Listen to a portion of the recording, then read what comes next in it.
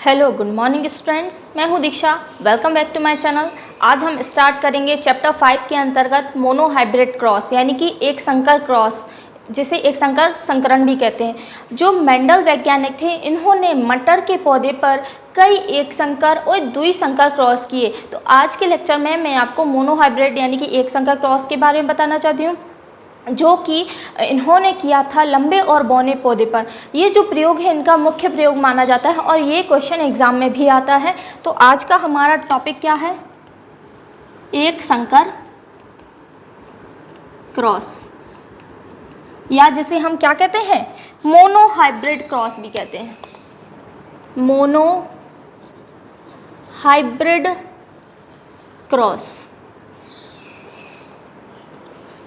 अब इसमें इन्होंने क्या किया, दो पौधे का चुनाव किया, जिसमें इन्होंने जो इनको जीनोटाइप है उसको कैपिटल टी और स्मॉल टी के द्वारा दर्शाया। यानी कि जो लंबे पौधे होते हैं, टॉल पौधे होते हैं, उनको कैपिटल टी से शो किया, और जो स्मॉल पौधे होते हैं, बौने पौधे होते हैं, उसे ड्वार्फ भी कहते हैं। तो जो ड्वार्फ प्लांट्स होते हैं उसे इन्होंने स्मॉल टी से शो किया। तो यहाँ पर इन्होंने कितने पौधे लिए? केवल 2 प्लांट लिए। जो इन्होंने इसके पहले वाले लेक्चर में मैंने आपको मेंडल्स लॉ बताए थे, तो प्रभाविता का नियम और पृथक्करण का नियम है, इसको सिद्ध करने के लिए इन्होंने एक संकर क्रॉस किया था। तो एक संकर क्रॉस के दौरान इन्होंने क्या बताया था कि जो कैपिटल टी वाले लक्षण हैं वो होते हैं प्रभावी। कैसे होते हैं? प्रभावी यानी कि डोमिनेंट। और जो स्मॉल टी वाले होते हैं वो होते हैं अप्रभावी यानी कि रेसेसिव। तो जो प्रभावी लक्षण होते हैं, यदि अप्रभावी के साथ ये लक्षण आगे वाली पीढ़ी में दिखाई देते हैं, तो उन दोनों के लक्षण यदि साथ में होते तो केवल उसमें प्रभावी लक्षण ही दिखाई देते हैं, उसमें अप्रभावी का कोई रोल नहीं होता है। चलिए देखते हैं कैसे। तो यहाँ पर मैंने क्या बताया, इन्होंने कितने प्लांट्स लिए? 2 प्लांट्स लिए। एक कौन से? लंबे पौधे, और दूसरे बौने पौधे। लंबे पौधे को इनने काय से दर्शाया? कैपिटल टी, बौने को स्मॉल टी के द्वारा। कैपिटल टी यानी टॉल प्लांट, ड्वार्फ प्लांट, इन दोनों का इन्होंने संकरण करवाया। क्या करवाया? संकरण करवाया। तो संकरण करवाने के लिए सर्वप्रथम इसके गैमीट्स निकाल लेते हैं। क्या निकाल लेते हैं? गैमीट्स। तो कैपिटल टी के गैमीट क्या होंगे? एक कैपिटल टी यानी कि यहाँ पे अर्धसूत्री विभाजन करवाएंगे तो इसमें गैमीट निकालेंगे, तो इसका एक गैमीट निकलेगा, इसका कैपिटल टी, इसका स्मॉल टी। अब इन दोनों को मिला देंगे तो क्या हो जाएगा? Capital T, small T. यही बात मैं आपको बता रही थी कि यदि प्रभावी लक्षण और अप्रभावी लक्षण दोनों साथ में होते हैं तो केवल प्रभावी लक्षण ही दिखाई देता है और अप्रभावी का लक्षण छिप जाता है। तो यहाँ पर कौन से पौधे बन जाएंगे? लंबे पौधे बन जाएंगे। कौन से? लंबे पौधे बन जाएंगे, क्योंकि लंबे पौधे कैसे हैं? प्रभावी हैं। ये कहलाते हैं इसके पेरेंट्स प्लांट, या जिसे जनक पौधे भी कह सकते हैं। ओके। और ये इसके कहलाते हैं गैमीट्स, जिसे हम युग्मक भी कहते हैं हिंदी में। तो आप हिंदी और इंग्लिश दोनों में से चुनाव कर सकते हैं कि आपको क्या लिखना है। ठीक है, ये लॉन्ग प्लांट है। अब इसका क्रॉस हम इसी के द्वारा करा देते हैं, जिसे हम कहते हैं सेल्फ क्रॉस। क्या कहते हैं? सेल्फ क्रॉस या सेल्फ पॉलिनेशन कहते हैं। ठीक है। अब क्या होता है, इसके भी गैमीट निकाल लेंगे। कैपिटल टी स्मॉल टी का क्रॉस किससे करवा दिया? कैपिटल टी स्मॉल टी से करवा दिया, है ना। तो इसके हम यदि गैमीट्स निकालेंगे तो क्या गैमीट बनेंगे? देखो, इसके गैमीट क्या बनेंगे? कैपिटल टी, स्मॉल टी, है ना। इसके क्या बनेंगे? Capital T, small T. इनको गोले में रख देते हैं, सेपरेट कर देते हैं, तो ये इसके क्या बन गए? गैमीट्स बन गए। ये भी इसके क्या है? गैमीट्स हैं। यहाँ पे लिख देते हैं गैमीट्स, या गैमीट भी लिख सकते हैं। अब हम क्या करते हैं, इनका आपस में क्रॉस करवा देते हैं। चलिए देखते जाइए, ध्यान से देखिएगा कैसे क्रॉस करवाते हैं। पहले कैपिटल टी का क्रॉस किससे करवा दिया? कैपिटल टी से। तो क्या बन जाएगा? कैपिटल टी बन जाएगा। ओके। अभी लक्षण हम बाद में बताएंगे। ठीक है। अब स्मॉल टी का क्रॉस किससे करा दिया? कैपिटल टी से। इसका इससे करा देते हैं, क्या बन जाएगा? कैपिटल टी स्मॉल टी बन जाएगा। ओके। हम इसका क्रॉस कराते हैं। अब इसकी बारी आती है।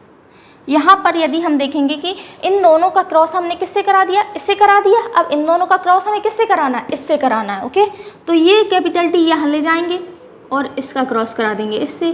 क्या बनेगा, कैपिटल टी स्मॉल टी बन जाएगा।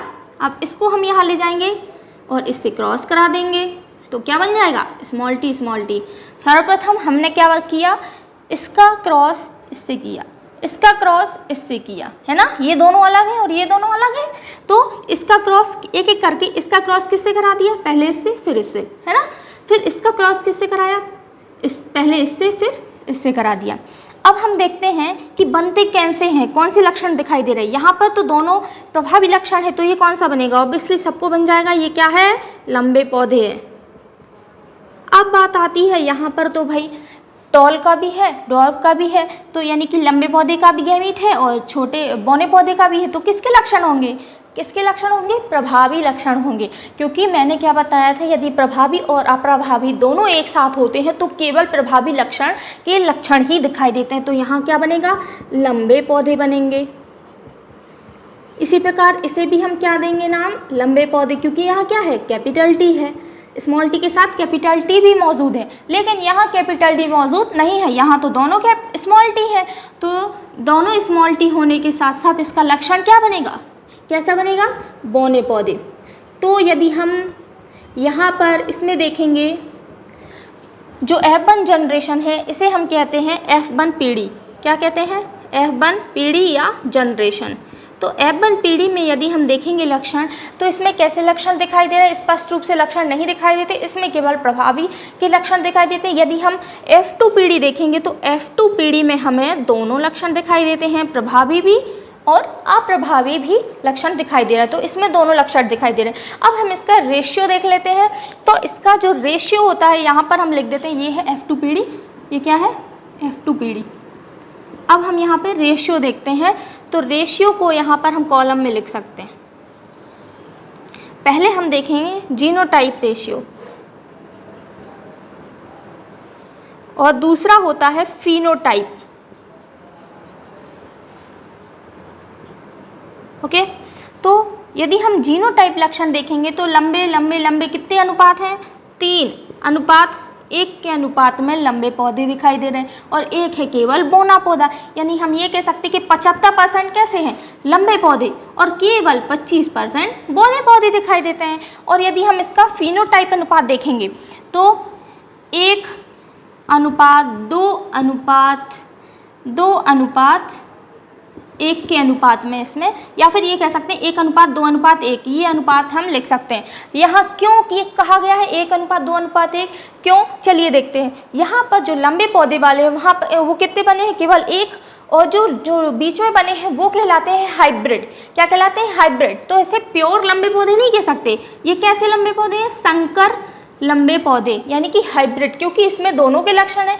जब दोनों के लक्षण होते हैं तो वो क्या कहलाता है, संकर कहलाता है, या फिर इसे हाइब्रिड भी कहते हैं।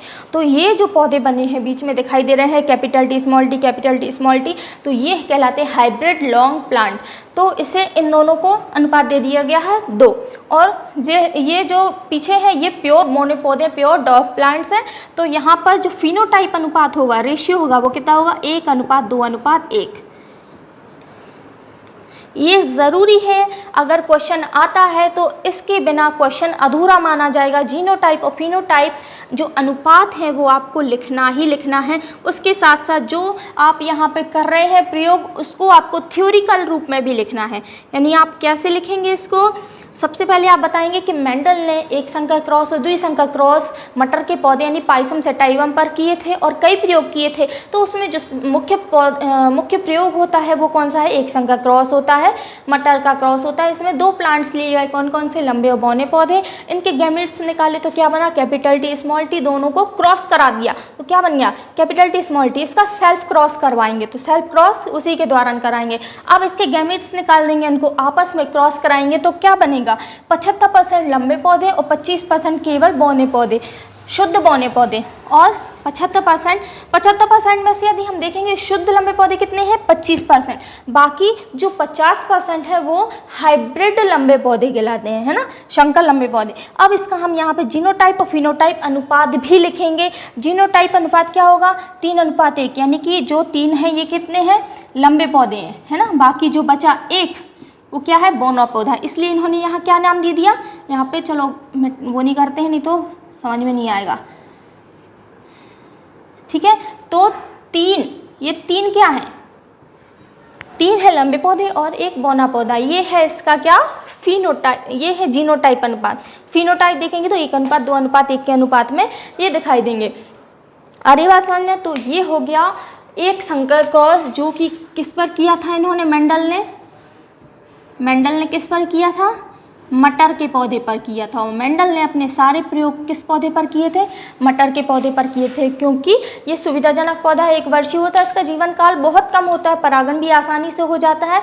ओके, अब इस नियम के दौरान इन्होंने कौन से अपने नियम को सिद्ध किया था, इन्होंने अपने 2 नियमों का सिद्ध किया था। पहला प्रभाविता का नियम और दूसरा है पृथक्करण का नियम। ओके, तो इन 2 नियमों को सिद्ध करने के लिए इन्होंने क्या किया था, अपना एक संकर क्रॉस दिया था।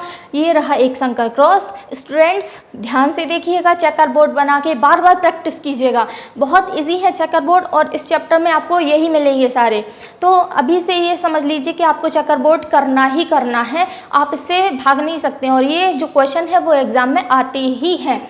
तो सारी वीडियो अटेंड कीजिए स्टूडेंट्स और अपने सारे दोस्तों को ये वीडियो ज़रूर शेयर कीजिएगा, लाइक कीजिएगा, कमेंट कीजिएगा। Thank you.